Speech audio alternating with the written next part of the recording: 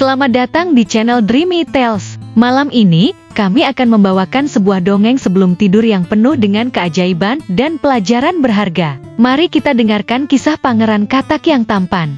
Pada suatu waktu, di sebuah kerajaan yang jauh, hiduplah seorang pangeran yang tampan namun angkuh. Suatu hari, ia bertemu dengan seorang penyihir yang menyamar sebagai pengemis. Sang pangeran yang sombong menolak untuk membantunya.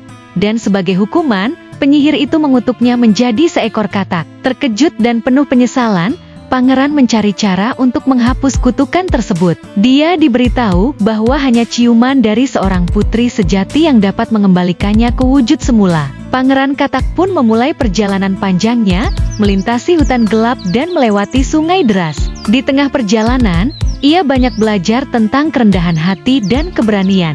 Saat berusaha bertahan hidup di hutan, Pangeran Katak bertemu dengan banyak hewan kecil yang membantunya. Ia belajar untuk merendahkan diri dan menghargai bantuan dari siapapun, tidak peduli seberapa kecil atau lemahnya mereka. Dalam perjalanannya, Pangeran Katak juga menyaksikan kebaikan hati yang ia temui. Mereka mengajarinya bahwa setiap kebaikan, sekecil apapun, dapat membawa dampak besar. Pangeran Katak mulai membantu hewan-hewan lain yang kesulitan, dan merasakan kepuasan yang tulus dari membantu sesama. Suatu hari, Pangeran Katak bertemu dengan seorang putri yang baik hati. Sang putri merasa kasihan melihat Katak yang sedih dan menciumnya untuk menguatkan.